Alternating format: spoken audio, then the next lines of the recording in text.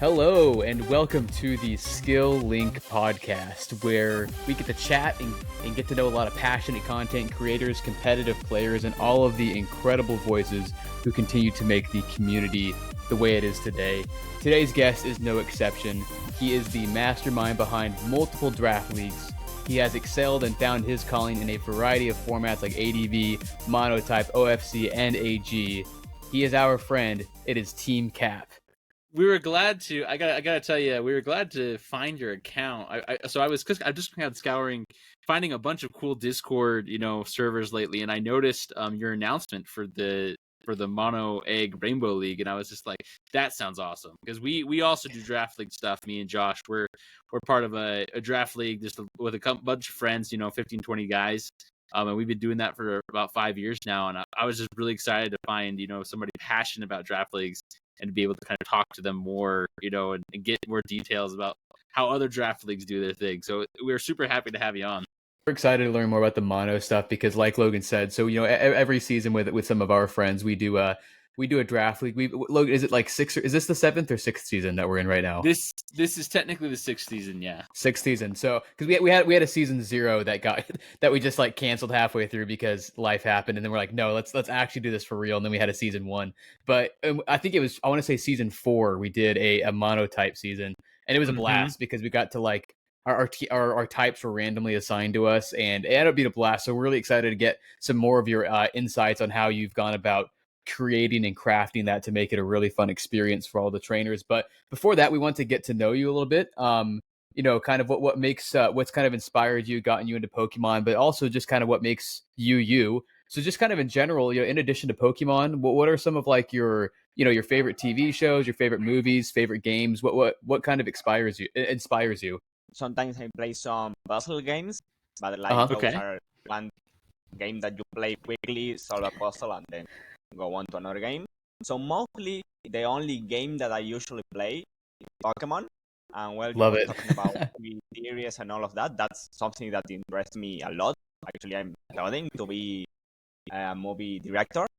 So that's like my passion. That's awesome. That's awesome. In my free time, I do mainly Pokemon and not much else.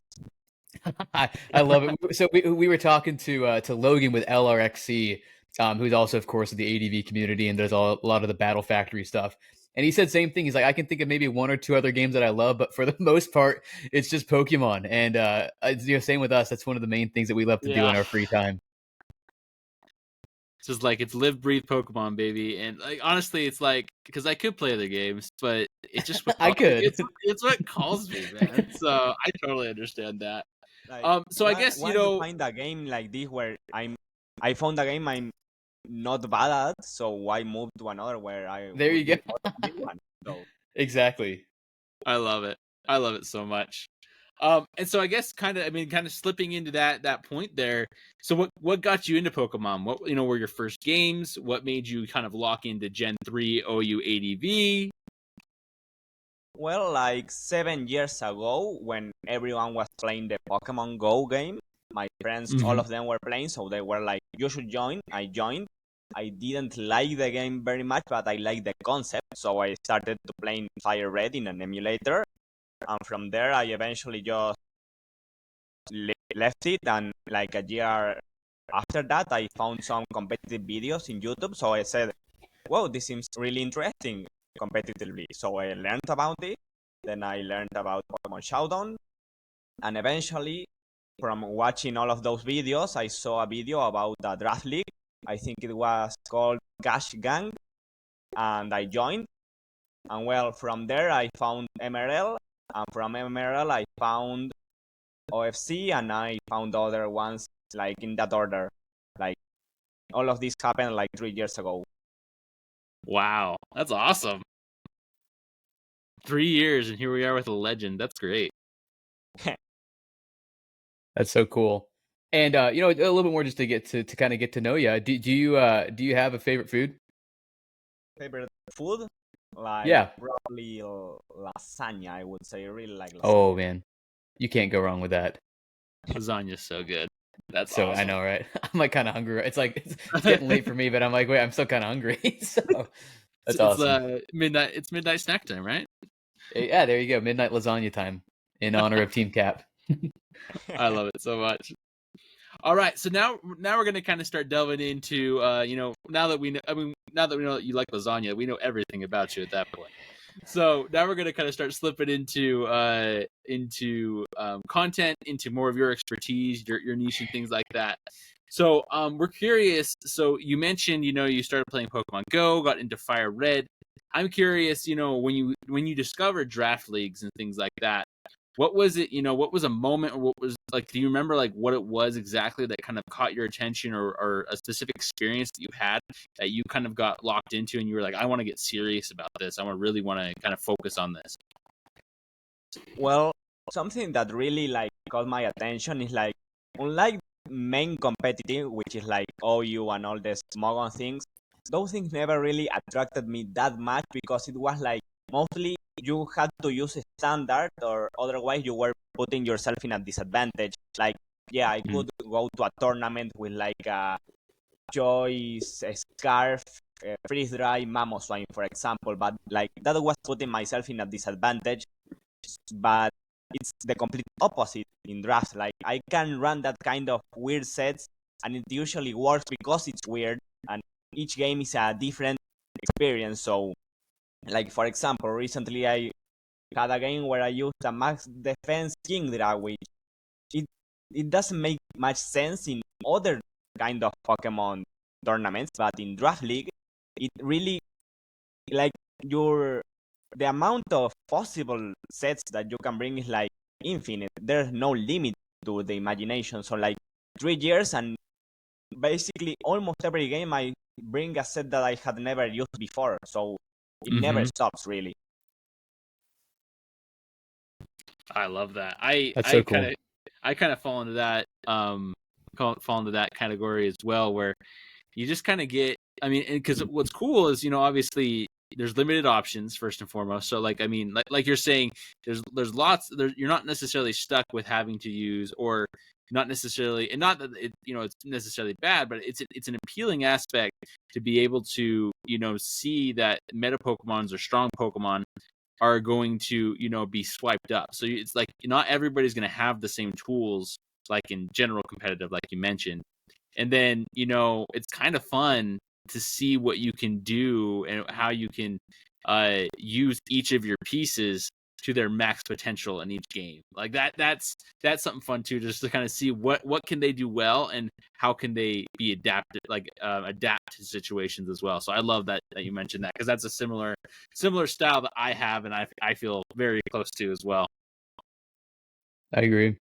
That's yeah. It was fun when we along those lines of, like you said, you ran a max defense Kingdra, and that might not necessarily be something you see all that often.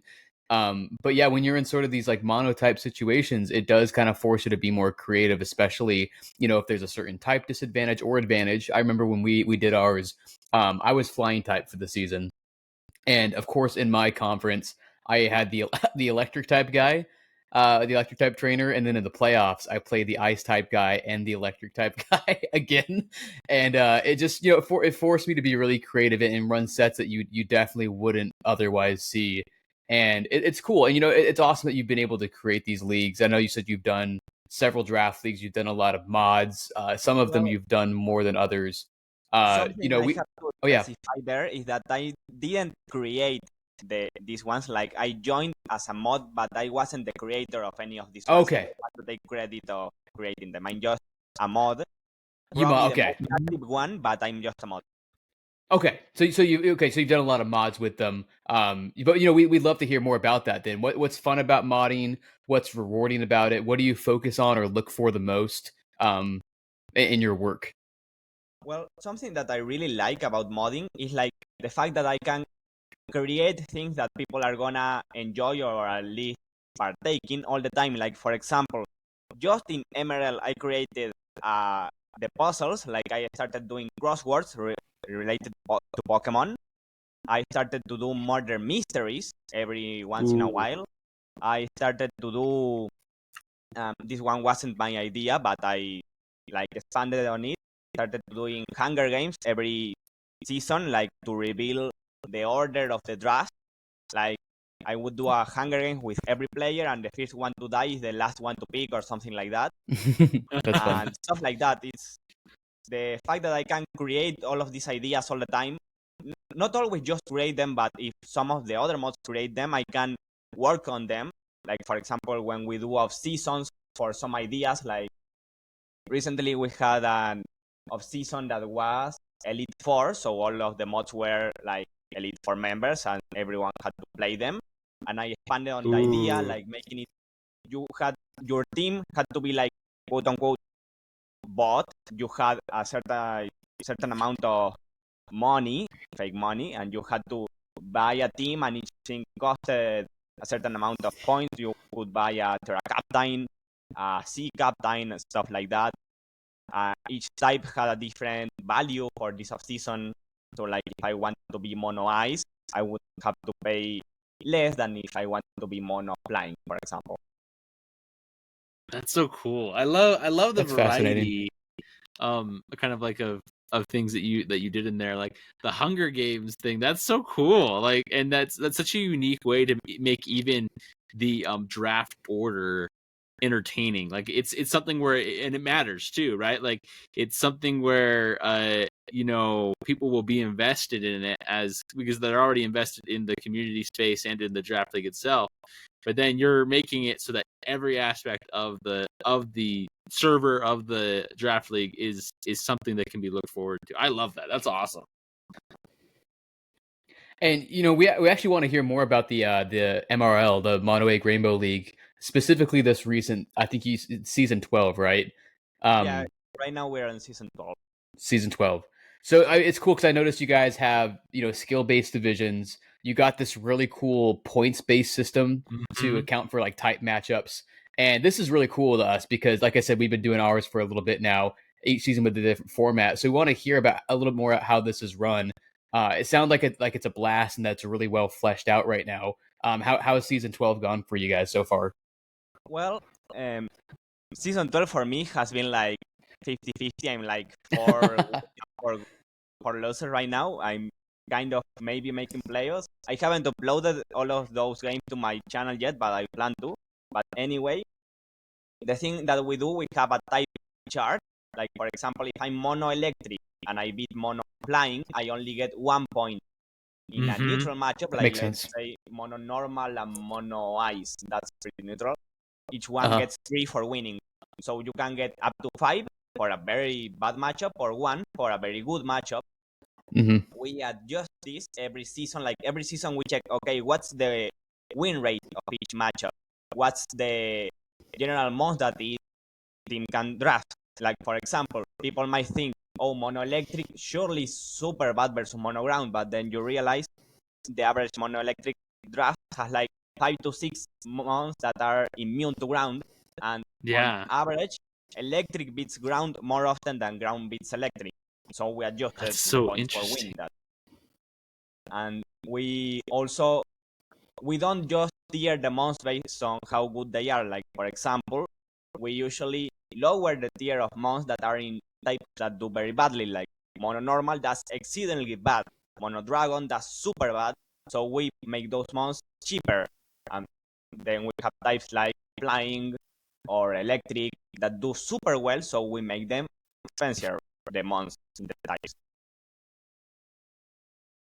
That's super cool. I guess one question I have is, so was this point system like established before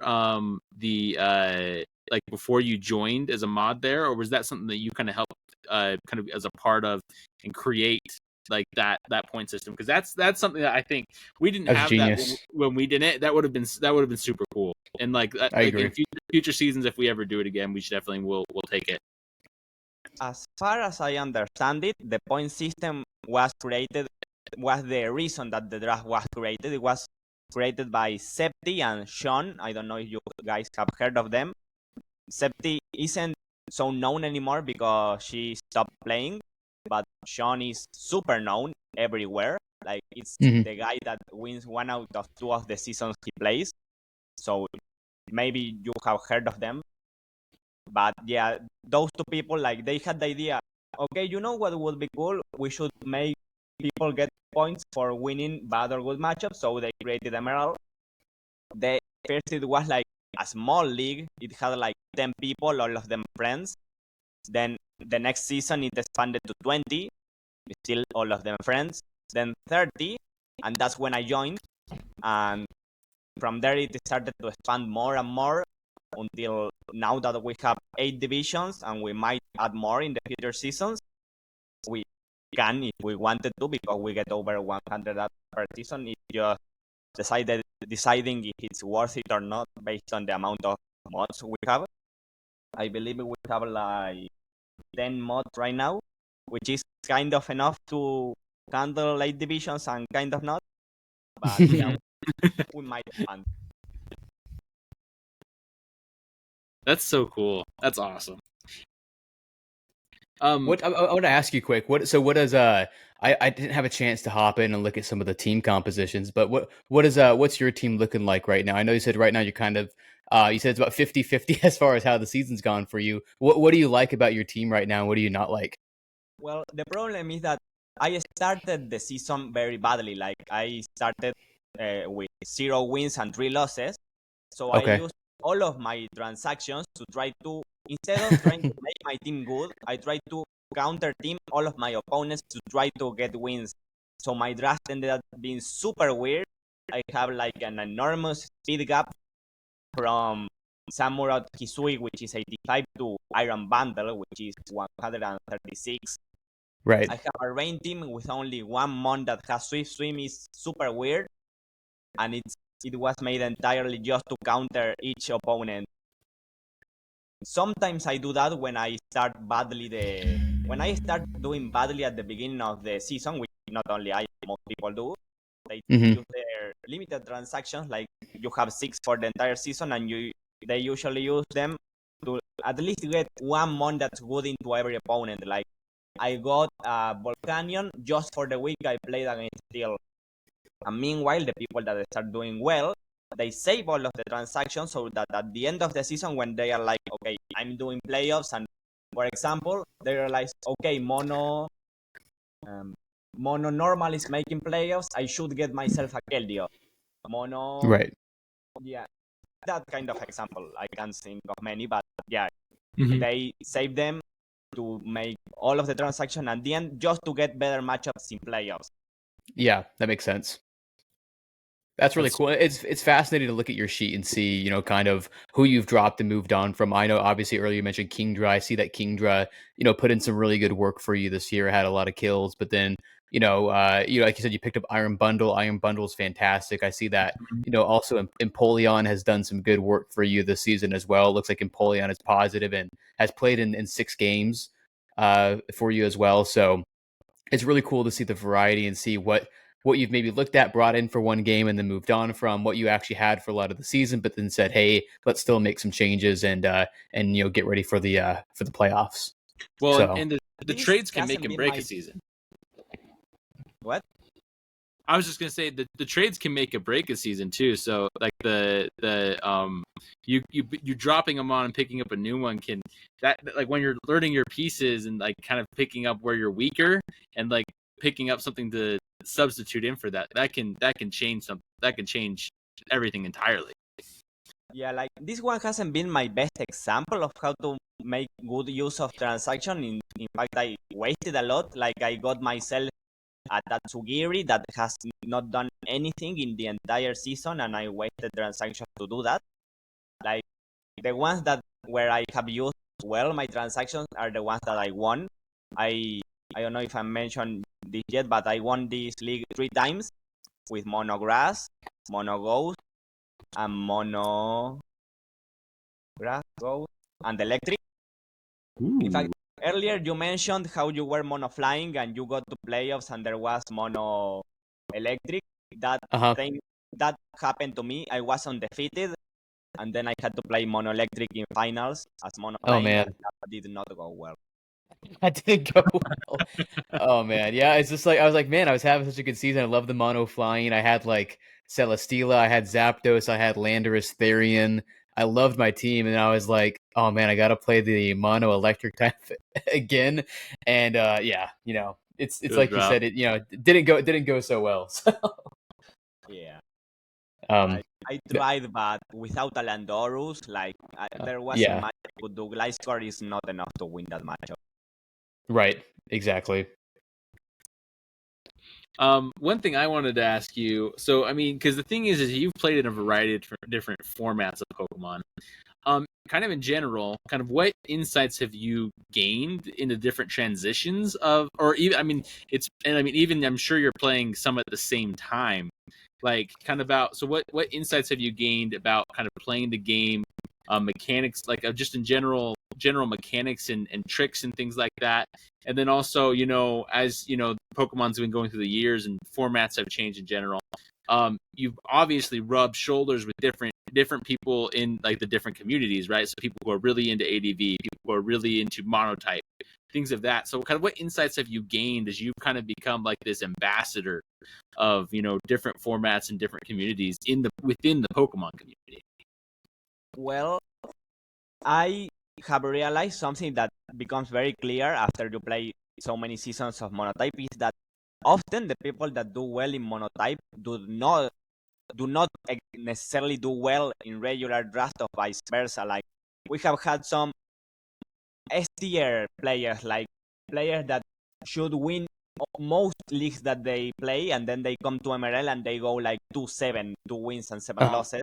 Wow. Because Monotype is hard to learn sometimes because it's completely different to other to other kind of Pokemon. Like you can't play defensively most of the time, like unless you are, because the fact that your team stacks weaknesses means like unless you are mono electric, which is a type that has one weakness and usually most of your team is immune because of the most you draft, unless you are like mono electric or something like mono poison, which is another type that does very well defensively, you usually just have to play all offensively, and many players struggle to do that.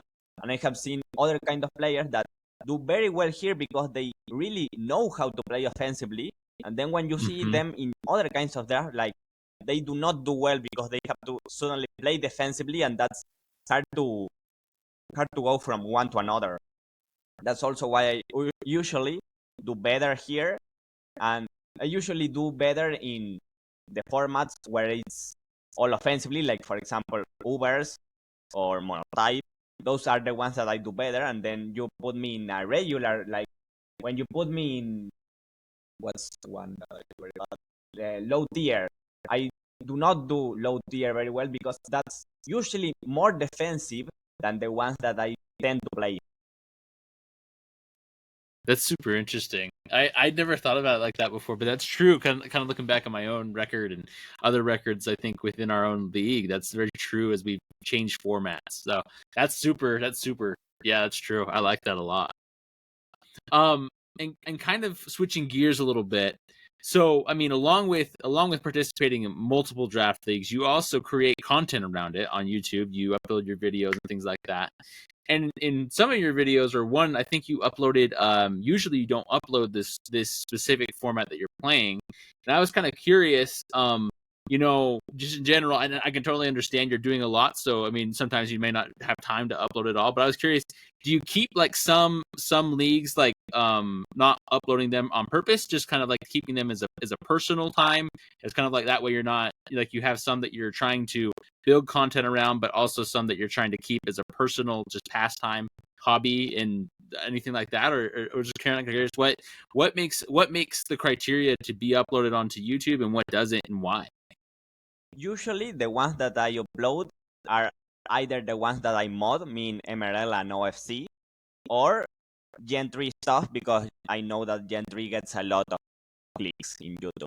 Yeah, And because yeah. I like Gen 3, but mainly because of that. Those are the main criteria. Like I play some others, like I don't know, I have played in, let me check out my list, APM, Duke, I don't know how to pronounce, like Dude. There's other that's called DTT. All of those three leagues that I play, but I don't feel like uploading them. Often the ones that I do better at are the ones that I have played the most because I really understand them. Like Emerald, I have played it so many times. I have watched so many games that I really understand how it works. And while I joined a random one that's like, I joined one that was Little Cap doubles. I have no idea how to play either of those things very well. So when I joined, I didn't do as good as I would expect. So that's mainly my reasoning. Like, I want to play the ones that, first of all, the ones that I care about the most, meaning the ones that the ones that I mod, the ones that I put a lot of work in, which are also, incidentally, the ones that I know the most about because I know how the tiers work. I know, well, this money is usually like tiered at a lower point that it should be, and I keep trying to move it up. So I say, well, I should draft it, and that kind of stuff.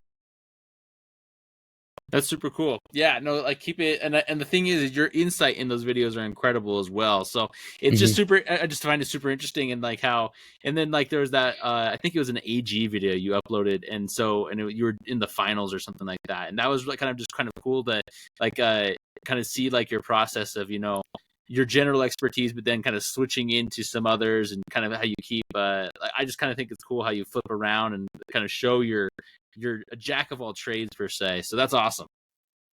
Yeah, the AG1, I didn't upload the entire season, but I made it to finals, and I know that people like watching finals videos, like those get way more views. So I said, okay, I made finals. I'm gonna upload this one and put finals in the title too. That was mainly That's the super idea. cool. Also, Congrats. I wanted to show the sets because like I had a Trapinch to try to get rid of Miraidon. I thought, well, this is way too cool to not show. Also, a Focus Ashin Gambit and stuff like that. A Muscle Band Mega Rayquaza. Oh, I love it. Muscle Band Mega Rayquaza. Yeah. That's cool. And it worked. Without the Muscle Band, we could have lost the game. The Muscle Band won the game. Gave you just enough extra power to take it home. That's cool. No, and I wanted to ask quick before we dive into, so we have kind of some rapid fire questions for you. What specifically draws you to Generation 3 or ADV? Is it the nostalgia? Do you just like how the meta operates? Is it the Pokemon themselves? Is it just the community that kind of keeps you in that arena? What do you like about that the most? The reason I like it the most is because I think it's the perfect level of balance. Like Gen 1 and 2 are way too slow for my taste, but Gen 4 and beyond are sometimes way too, I wouldn't say offensive, but offensive in the offense, not in the other meaning. Yeah. I get you. The perfect balance between not being too slow, but also not being too unpredictable. Like everything is on the table, in my opinion. You're not gonna get suddenly swept by something that you could not have expected. You can usually predict what's going to happen. Like, well, sometimes you get, like recently happened to me, I lost to a ninja baton passing into a Marowak. But besides that thing that sometimes happen, I really hate ninjas. But besides that, it's like more balanced than more other gens without being too slow. And in my opinion, I don't think that Gen 1 and Gen 2 are boring per se, but they are not my style of playing. I don't usually play for that long game by doing small amounts of progress. I usually I like to position myself to suddenly get a lot of progress, and I just really cannot do that in Gen 1 and 2, so I don't enjoy those. But Gen 3 is the one where you get suddenly enough power to accomplish that with the abilities, with more than one spike. And in Gen 3 BGC, which is also something that I play, it's very different from all the other Gen 3 singles and all of the doubles in other gens, because it has the different mechanic when you kill a mon. Like when you kill a mon, the next one comes right after, and that makes it so different from all the other doubles. Like in a single turn, you can get 4 kills. So just playing it feels way more fun, in my opinion, than playing all the other doubles. That's why that's the one that I focus on the most, and in fact the only one that I play. That's super cool. I really like that. I forgot totally that in Gen 3 the doubles works like that, where that's so like I never thought about that before. That's so cool. You can just rampage and get 4 kills in one streak if you wanted to. Kind of within that same vein of thought, we're going to switch into our rapid fire round. These are just kind of like a bunch of quick questions that we'll give to you. You kind of say the first thing that comes to your head. And so, speaking of ADV, we're curious, Gen 3 OU, would you rather build a team around a Swampert or a Tyranitar? I would rather build a team around the Tyranitar, definitely, because Ooh. I think, like, if you watch most of my draft games, you realize I use setup sweepers so often, and Titar is like the setup sweeper in Gen 3. I really like using DD Tar, or just Choice Band Tar. It's also very good in my opinion. Like, Yeah. it also can do other stuff like helping all the other setup sweepers, like using a Salamence is not the same with sand or without sand, so having your DD Salamence sweep thanks to the sand, like that's why, like, I really like Swampert, but not as much as all the things that Titar can do. Right. It just feels like Tyranitar is a little more versatile, like you said. It can play a couple of different roles. It can be the one to do that sweeping, that wall breaking, or it can be the one to kind of support other big pieces of your team. So yeah, like you said, Swampert's awesome, but I think Tyranitar definitely it fills a special spot for sure.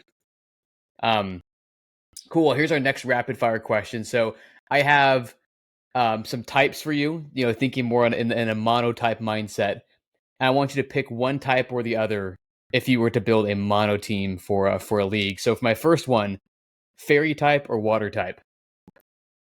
I in the past I would have said water because I think it's better, but after having played it recently, I would say I would prefer to go fairy because I think I'm not as much of a weather guy as I thought I was. Like, I tried to go Pelipper and then I tried to go Pelipper, Kingdra, Mega Swampert, and I realized maybe this isn't for me. I'm more of a sweeper by setting up kind of player, not a getting Pelipper and then a sweeper, then a sweep simmer and getting some kills and repeating. Meanwhile, Mono Fairy can do stuff like Mega Mawile with Sword Dance, or you can do Diancie with Calm Mind and etc. I got Mega Mawile right now. I like Mega Mawile. I'm still learning how to use it, but it's a very interesting piece to use. So I like that call out. All right, next type pairing. Would you rather choose electric type or dark? If we are talking specifically about draft, I would 100% choose electric. Like, just if we go by MRL results, Mono Electric is the best type, and Mono Dark is one of the worst. Like, Mono Dark is horribly defensively and offensively. Mono Electric is excellent in both of the things. Defensively, because unlike the other monotypes, you can really cover your weaknesses. Like, Mono Dark cannot cover its fair weaknesses. Meanwhile, Mono Electric usually has half of the team being immune to ground, and that's it. That's the only weakness. Exactly. And just Tapu Koko, making every mon stronger with the electric stab. Like, I really would always pick Mono Electric. In fact, I won a season with Mono Electric, and I did very poorly when I played Mono Dark. So there you go. As easy as that. That makes sense. And then last type question right here: Dragon type mono or mono steel? Well, if we go back to Emerald, you know how I said Mono Electric is the best in performance, Mono Dark is one of the worst? Well, Mono Dragon is the worst, like the worst by far. Really? Mono Steel is one of the top 2, top 3. So that one is also easier. The reason you wouldn't think, wait, why is Mono Dragon so bad? It has so many good mons. But that's the problem. It has many good mons in tier 1, but you have a limited amount of tier 1s that you can pick. That makes sense. After tier 1, it goes down in it drops. Super makes sense. So usually you have a team with like 2 good mons. You get yourself like a Dragapult and a Megaltaria and I don't know, a Dragonite, and then it's all bad after that. Like, there aren't many good dragon types besides the excellent ones. That makes sense. That's super. That's Similarly, fascinating. Monosteel is amazing everywhere. Like, every mon is amazing. That's super interesting. Yeah, when we did the Mono League, we didn't have. Did we have enough guys? I can't. No, I think it was we didn't have enough guys, and in general, Fairy, Steel, and Dragon are a higher tier, so we actually didn't draft those We types. banned Fairy and Steel, yeah. And Dragon too, right? I think we did.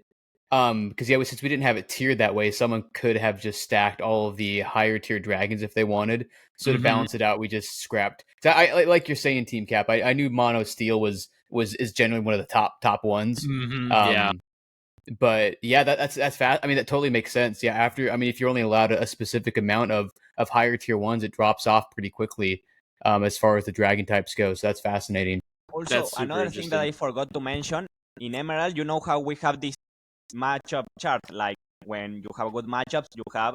Well, the thing with Mono Dragon is that it has way too many good matchups, so it struggles to get points. Like, you are going to electric, grass, water, fire, bug. It's usually good into bug because it wins very easily. So you have all of those good matchups. So often, when you look at the stats, you realize Mono Dragon, even when it does well, when it gets more wins than losses, usually it has so few points that it doesn't make playoffs. Meanwhile, Mono Steel has 11 good matchups because it resists most of the types. But the difference is that Mono Steel usually wins most of those. So Mono Steel and Mono Dragon are the two types with the best matchups. But Mono Steel wins the neutral ones, Mono Dragon doesn't. So usually Mono Steel makes playoffs and Mono Dragon doesn't. That's so cool. I love hearing that. That like hearing the stats, like that's so interesting to see the type matchups because like it goes against. I mean, Steel is a clearer one of what it would be, but Dragon I would have thought would have been higher. But like I mean, with the stats and with the like the point matchup like you're mentioning, that's super interesting. And that I mean, you need those things for balance, and so like it just makes sense, and that's super interesting. That's cool. Going into the next rapid fire question, what is the best hold item? The first thing that comes to your head. Leftovers, I would say. It's not the one that I use the most. I think that Choice Scarf is the one that I use the most. But I think leftovers are the best because usually my game plan is like having a lot of offensive mons and then a couple of defensive ones. Like I would run 3 setup sweepers, a Choice Bander, and then 2 defensive mons, and those defensive mons almost always go leftovers. So without that item, so many 2-hit KOs become 3-hit KOs with that item. So that's so true. That's why I really like it. I know it's the boring answer, but I think it's the correct answer. I agree with you. Yeah, no, it's like, dang, I want to say something kind of fun, but it's like, nah, leftover, just the constant recovery. And the thing with leftovers is that it's good on pretty much anything. And I like that you also say that you mentioned Choice Scarf, that you run a lot of Scarf on your team. I think Scarf is the item that can really catch people by surprise just because controlling speed and going before your opponent is one of, if not the most important thing to look for when you're team building and obviously in battle. But at the end of the day, I mean, it really is hard to beat just leftovers. So, well, and I mean, if you're thinking about it, if the leftovers are just leftover lasagna, it's overpowered at that point, right? There you go. Going into our shower thoughts. So these are kind of the thoughts that you have during the day because we all play is Pokemon, right? So it pops in your head like, what about this? What about that? And so these are our shower thoughts for you. We have one for you really quick here, or a couple, but this is the first one. If you could balance the type chart kind of differently than it is now, because obviously some mons have as we've discussed have clear advantages in matchups versus others. How would you balance the type chart? I don't exactly know how I could balance the type chart besides just adding more mons. Like, let's say Mono Dragon could really use a versatile bad mon. Like, you know how all the good Mono Dragons are high tier 1, like let's say Kyurem and Dragonite. And the low tier ones, like, they don't do much at all. Like, they usually do one thing. Let's say Regidrago. All it does is hitting hard. Let's say Flapple, all it does is hitting card and setting up. But you don't have those variety ones. That's what usually hurts many types like Mono Ice, Mono Rock, Mono Dragon. They don't have bad mons that are versatile. Meanwhile, the Right. good types like Mono Electric, for example, it has mons like Electros. Electros is not a high tier mon, but it usually puts in work because people draft it for its low value, but it has so much variety that it can win many matchups. So to really make a type balance, it needs more good lower tier mons.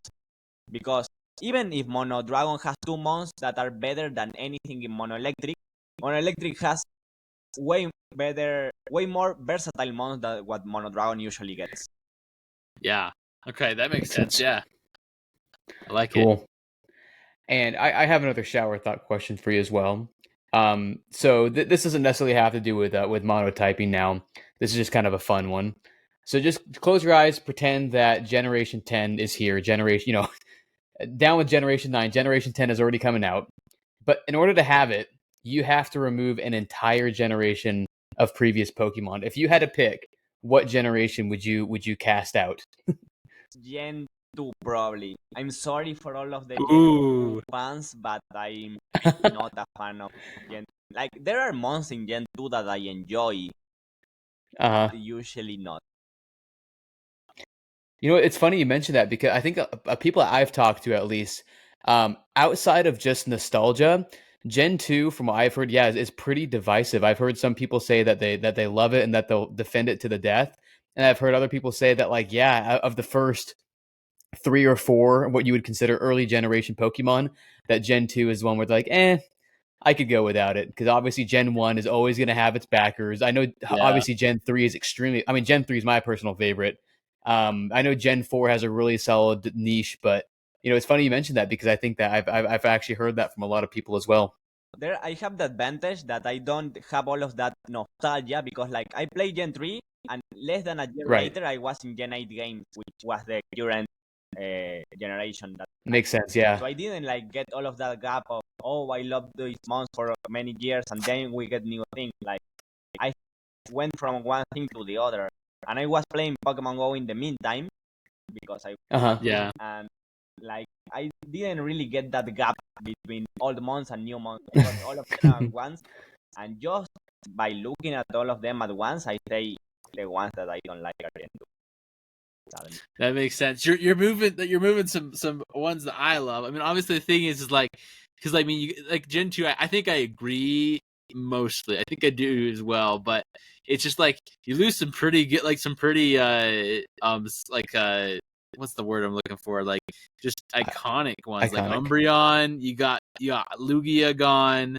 You got, I mean, the Johto starters are all gone now. Like that's a big blow. But I mean, that's. And then on the other hand, I don't know how many people are shedding tears over Quillfish or Ariados. That's true. That's true.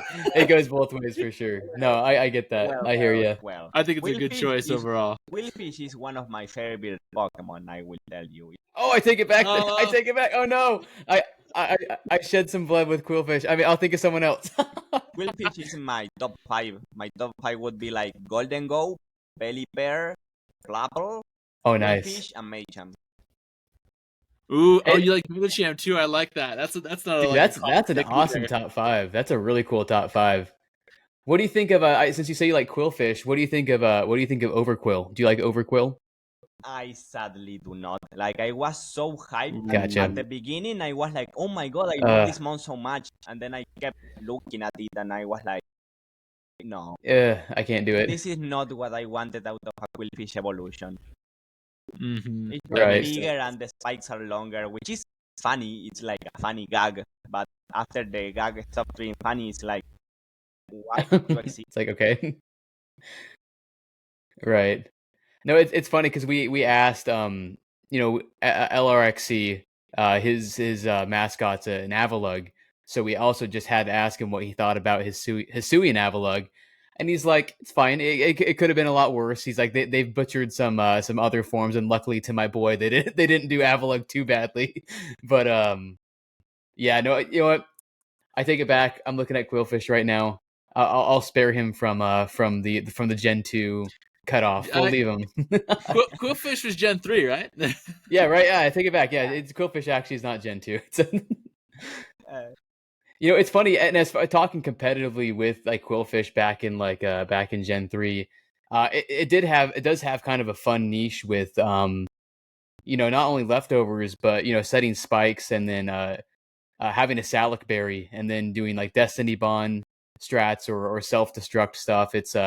It can be kind of a fun mon to use competitively as well. yeah, I have the story of why I like Quillfish. You probably know the Full Swipe Gaming channel in YouTube, right? Like the one Yeah, of Yeah. course. Yeah.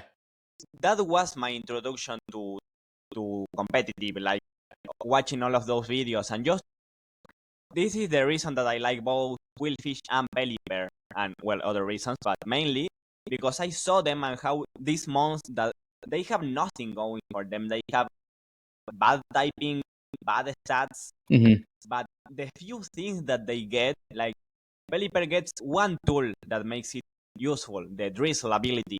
And when you get that Right. and you realize, okay, all of the other tools that were not very amazing by themselves, when you combine them with that, like the U-turn, the root, the default, or Quillfish, like the access to spikes, suddenly makes this mon go from nothing at all to suddenly one of the best spikers because it has just enough bulk and a lot of speed and attack to be a spiker that's also To make it not worth it. passive, and it can explode to prevent removal. So that that was the main reason I wanted to play competitive at all. I was like, wow, it's not just haha, I have high stats, I'm a good Pokemon. These monsters that are like bad suddenly become good because of the tools that they have. And then I started using them and I realized, wow, I'm doing better with this Quillfish than I was doing with, I don't know, Dragonite. So that's why I Right. really Yeah. like those monsters. And why? That's so fascinating that you say that because it's true. A Pokemon that will have that one little move, like because like for example, just talking about Quillfish, I know I've watched some videos on just some Gen 3 stuff, and they're like for the most part, Tentacruel will do better than Quillfish in every aspect as a water poison type, except for the fact that Quillfish will get those spikes, and because it gets spikes, where like you said, where otherwise it might not do as much, but because it gets those spikes it can actually vault it into a higher tier. Like I know I've seen Quillfish being used like in UU format, which otherwise it wouldn't be able to, but because it has a solid attack stat, because you can get Swift Swim on it or just And dump a lot Intimidate. of yeah, right. It's that's cool. I love hearing that perspective on them. So that's awesome. Well, hey, we really appreciate it. We especially being late for you, we appreciate you taking some time out of your late evening to chat Pokemon with us. We were saying earlier that there's no better way to spend a Saturday night than to talk about Pokemon. So, before we let you go, do you have anything that you'd like to plug? Anything that you have on the horizon that you're working on? Any content you have, and then maybe just leave us with some words of wisdom for our listeners. Well, I would probably want to plug the in Emerald. In fact, in 1 week, I believe we are starting a new off season. It's gonna be actually I don't remember the format. One moment, I'm gonna check. No, you're good. It's bonus type. I don't know if you guys heard of bonus type. It's a new OM that started recently when every monk gets a third type. Like for example, you can Oh. have a Pelipper that suddenly gets ground. So we decided to do for the off season, which is the season that we do between the seasons. We decided to make that. You get a random type, which we always do in off season, Wow. a random type, and you can draft 6 months, and all of them will get the third type. Like for example, if I'm mono ground, I could go Oh. Pelipper and Dragonite, and I could go Avalog. I'm blanking on months, but you get the idea. Like you get a random type, Yeah. and you can draft whatever, and that will get its type added. And you can play That's so cool. in this off season either solo, so by yourself, or in duos. You can play with a friend, and you will get in calls. You guys probably saw in my channel I uploaded an entire duos of season with Kiri. It was I don't know if I want to spoil the result or not here, but you guys can watch this. We made it to finals, and I'm uploading a new one now, also with Kiri, and I will be uploading also this one, the bonus type one, with another guy, not with Kiri this time. But yeah, so if you want to play with a partner, you can, or if you want to play alone, you can. We put the people in duos and the people in solos separate from each other so that you don't have a disadvantage by playing 2v1. That's so cool. I love that. Awesome.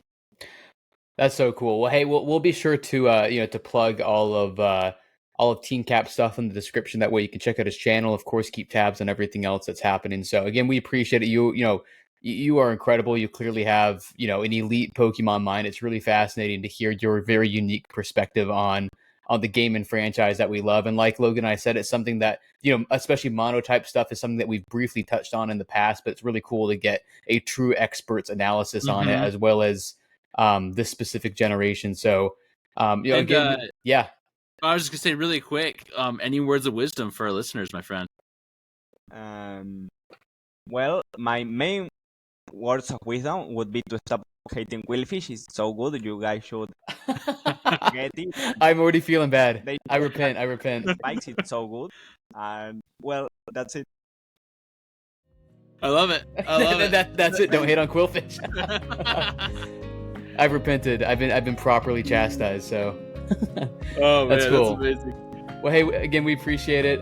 Be sure to check out, again, like I said, TeamCap stuff. Be sure to be subscribed to us over here at SkillLink as well, where we'll be pumping out some more stuff and going live over the coming weeks. So we appreciate each and every one of you checking us out. And until next time, this is Josh, Logan, and TeamCap over here at SkillLink signing out. Bye. See you guys.